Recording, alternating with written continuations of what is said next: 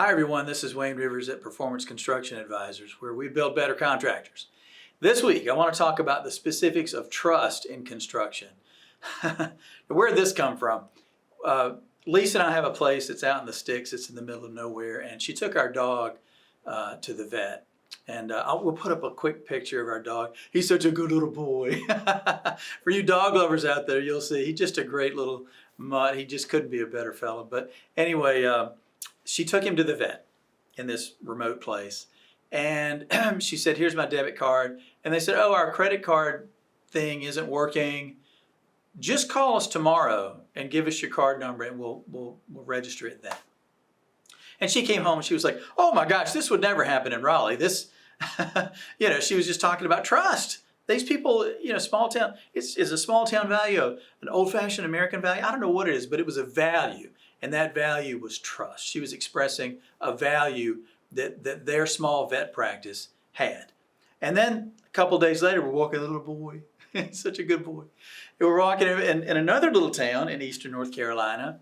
And outside of this real estate office, there's a great big Yeti cooler sitting right outside the office on the city street, just right on the sidewalk, on a little picnic table thing. And it's a Yeti cooler. Those things cost a fortune. They're always in demand. You see them in all the high-end sporting goods stores. And inside they had little bottles of water for people that were walking their dogs or riding their bikes or whatever. And it's, just sign, take one. And so here's this Yeti cooler out on a city street and there's nobody attending it. The people are all in the real estate office, however far away.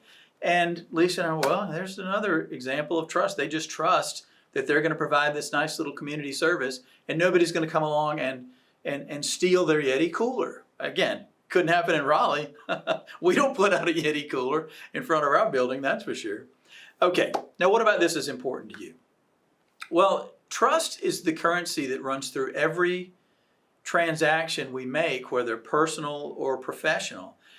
Even the laws and the contracts that we all sign and execute are based on trust because we have trust that the system will allow us to stand up in the event that we're wronged somehow in the context of those contracts and those laws. So even our institutions are built on trust. It's essential.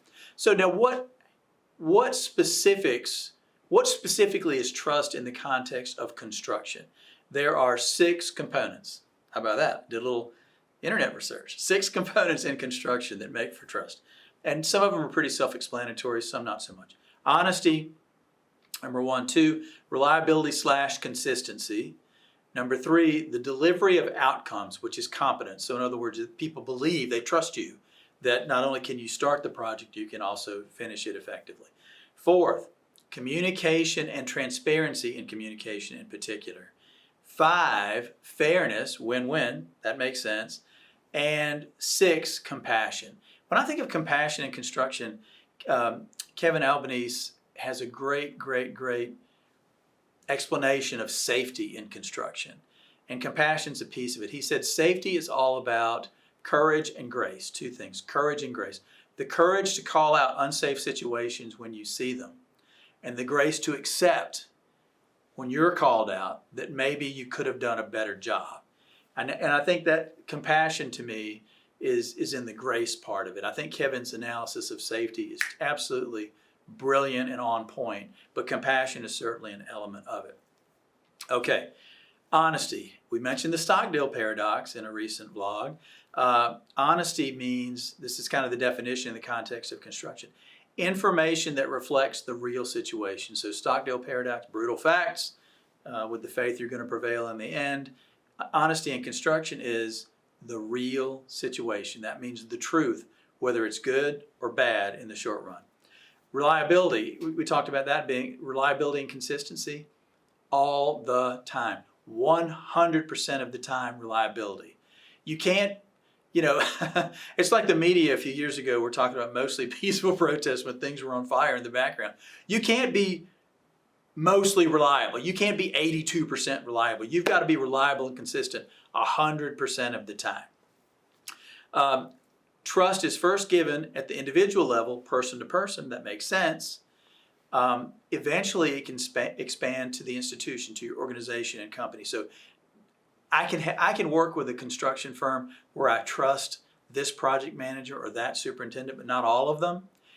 But the ideal thing, obviously, is to have an organization that's 100% trustworthy up and down the organization, where you say, you know what, golly, it doesn't even matter what PM we get with that organization because we trust that they have the very best people. Okay? Now, how do you build trust in the context of construction? 5 ways. First, experience. We've got experience with this firm, with these people, etc., and we trust that they're going to do things. Number 2, mutual problem solving. We've got every job. I mean, have you ever had a construction project that didn't have a problem or two pop up? Mutual problem solving. Problem pops up, we get the team together, we resolve it. Now we trust that we can overcome future barriers as well. Shared goals and joint understanding. We talk so much about mission, vision, and values. And I'm going to do a vlog coming up based on a huge joint venture by 2 E&R 50 companies. And I've got a great story about mission, vision, and values in the context of $1 billion plus mega project. The 4th thing, reciprocity. Again, win-win, trust across individuals and then organizations. And the 5th thing, reasonable behavior. I talk about reasonableness in the context of our one-on-one assignments. People call and they say, oh, we need help with X, Y, and Z. Can you help us? Yeah, we can help you with that. How long is it going to take? It's going to take 5 to 6 months, provided your people are reasonable. The people that aren't agreeing on a certain issue at the moment, if they're reasonable, we can move heaven and earth. If they're unreasonable, all bets are off. And reasonableness, reasonable behavior is a component of building trust. What if you lose trust? Oh my gosh, what if you lose trust? There are only about 4 things you can do. And the first thing is you've got to recognize you're going to be in a deficit situation for a really long time. Now, people are human. People make mistakes. If it's an honest mistake, people will forgive you almost immediately because we all screw up, right? So we have to have a bit of human compassion and understanding, right?